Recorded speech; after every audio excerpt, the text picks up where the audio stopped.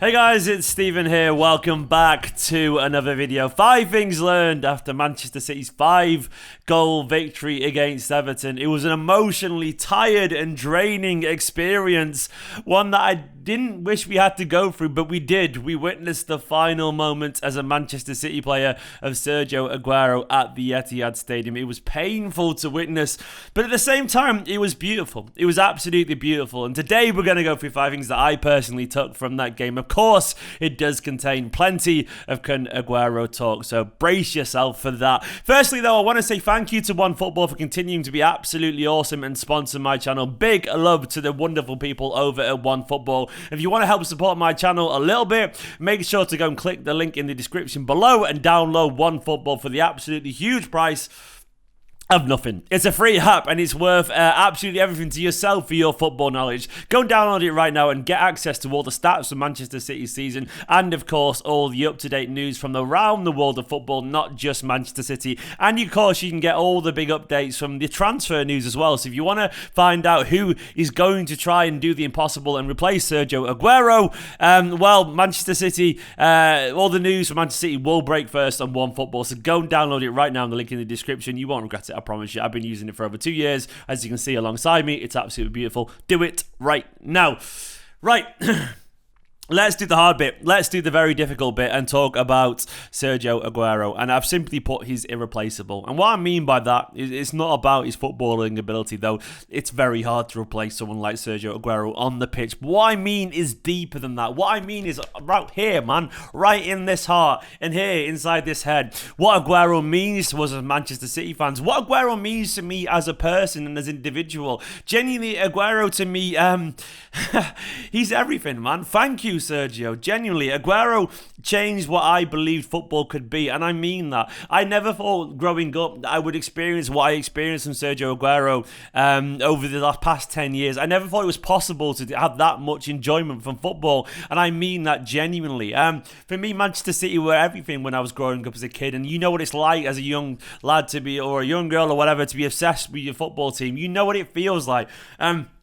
But with City weren't very good, and I enjoyed those fleeting moments of joy as a child. But as it grew up, and City were getting relegated, and we struggled, and we had the odd success here and there. You know, occasionally started to beat United every now and then as we got back in the Premier League and all that kind of stuff. And although, of course, we were a Premier League side when I was growing up and stuff mostly, but I guess the point I'm making is I felt an awful lot of pain, and even the odd success every now and then. And of course, when we won like the old Division 1, the Championship as it's now called, that was great, but it was still not what I expected Manchester City to be now. It never was even close. And then Aguero happened, and I always say this, but I mean it. There was Manchester City before Aguero, and it's Manchester City after Aguero these days. The modern Manchester City changed on that moment, that 93-20 moment when a beautiful young Argentinian changed the course of this club.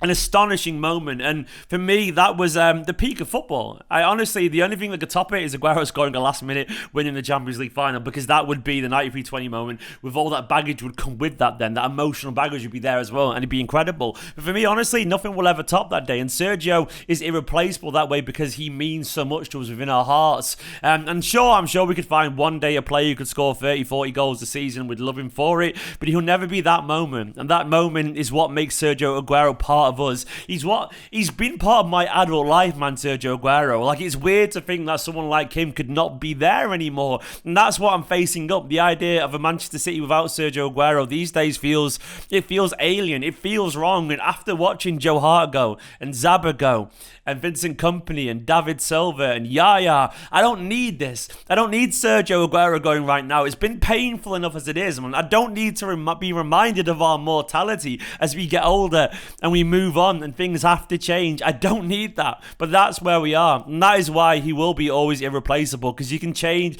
you can put someone else in that number 10 shirt or whatever, you can put someone else as the striker, but you can't ever replace what he's brought to us as Manchester City fans. And for that, Sergio, I absolutely love you. And yesterday was a reminder, for what it's worth, of all that and more. Being in the stadium, seeing that send-off, and seeing him be so instinctively brilliant and scoring those goals. That is Sergio, and that was a reminder of this indelible mark he's left on us as Manchester City fans. Thank you, Sergio. I absolutely love you. Thankfully, the second point I have to talk about We don't have to worry about this guy going anywhere for a while yet. KDB, he's irreplaceable as well in his own way. But he's ready. KDB is ready for the Champions League final yesterday. He was back to his imperious best, wasn't he? He was toying with Everton. He was a little mouse and a cat was playing with. That's what he was, the cat, and Everton were a little mouse. And it was painful to watch for Everton, but beautiful to witness for us. Yesterday, when De Bruyne lined up that shot for the first goal, it was weird because I don't know if anyone else felt it, but I knew he was going to score. The way he approached that strike and the way he kind of lined up the shot, you just know it was going in. It was weird. You could just sense it straight away.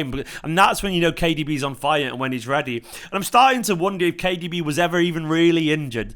Genuinely, was he really injured, or did he have a couple of little knocks and he could have played if we needed him, but City went, go and put your feet on, man. Go and play a bit of FIFA. Go and sit with your family, your beautiful wife and children. Go and sit there and have a lovely little bit of R&R, a bit of relaxation. I don't know what R&R stands for. I can't even remember. What does it stand for? Someone will tell me in the comments. A bit of TLC, chill, wind up, rest, get back to full fitness, get rid of those little kind of sore, niggly, tired muscles, and you probably sore ankle from being kicked against PSG. Go and relax, man, and come back when you are ready. And he was ready yesterday. KDB is definitely ready, and that should be a warning sign for Chelsea, because KDB, he's always got something to prove to Chelsea, even though he doesn't need to prove anything to anyone, but he does always be up for a Chelsea game. And yesterday, he was good.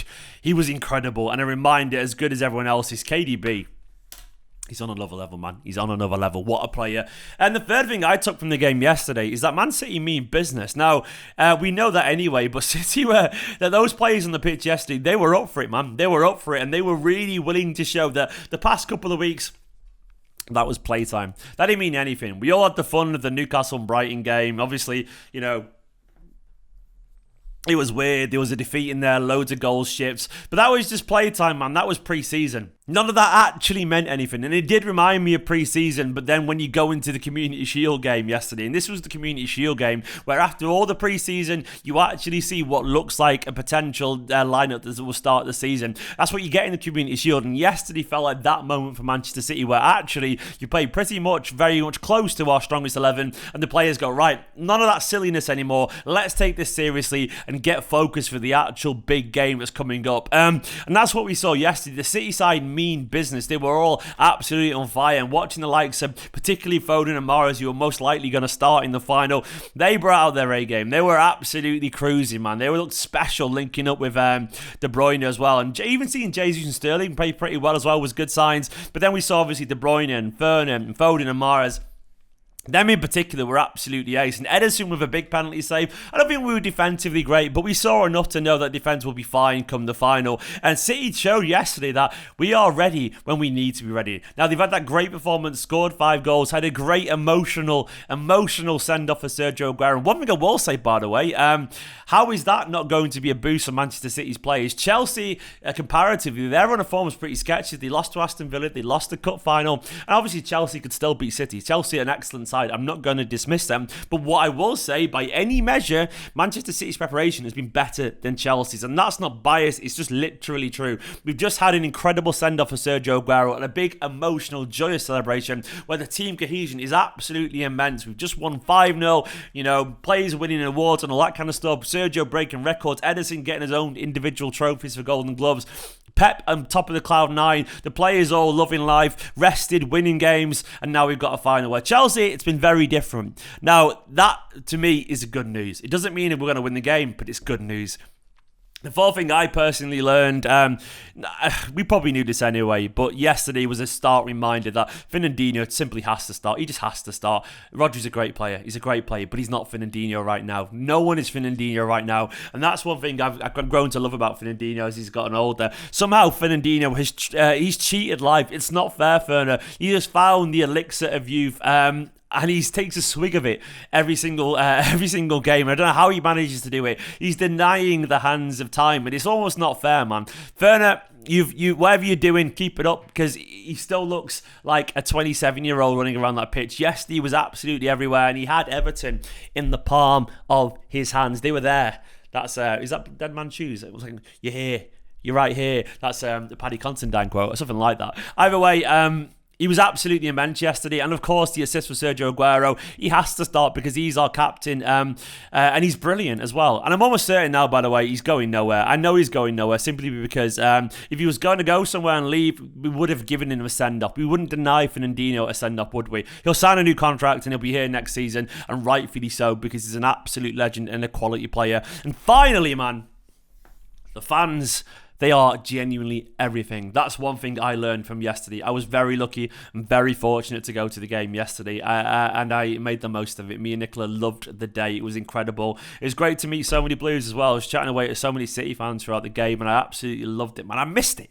I missed that feeling of being at the Etihad. I missed the goosebumps as the players run out. I missed jumping up and down with gleeful joy and celebrating as watching these world-class stars score goals. I missed that feeling, man. The camaraderie, the silliness that is football, the incredible cathartic feeling. And obviously it wasn't full, so it wasn't the same goosebump inducing atmosphere, but right that moment, it felt like everything to me, and I missed it. And I know it's a cliche, but it's true. It's a cliche for a reason. We've seen all these players go, and this is proof. We've seen Yaya go, Vinny go, and we're going to see Sergio go, we've seen Silva go, but the people that are always there and always will be there are the fans. And when the manager's gone, one day, maybe in 30, 40 years from now, the owners will move on or whatever, maybe not, but one thing that will be true is that the fans will always be there, and that's what makes football fans so special, and that's what makes Man City fans so special. We have been there through the lowest lows, and now we're here through the highest highs, and it's been absolutely wonderful to witness the fans back in the stadium yesterday. Honestly, it meant everything to see the fans back there, and I had a wonderful day, and they are a boost. And the fans yesterday being there for the trophy lift,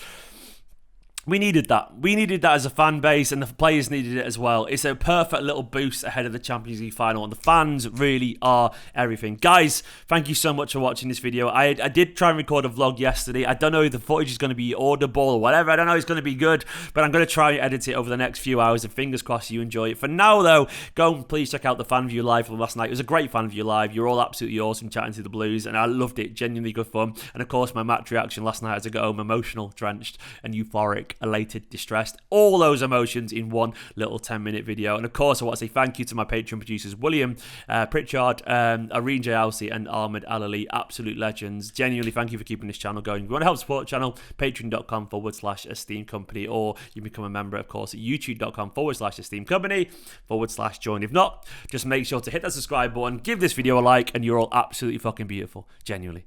Go down One Football. In a bit, guys.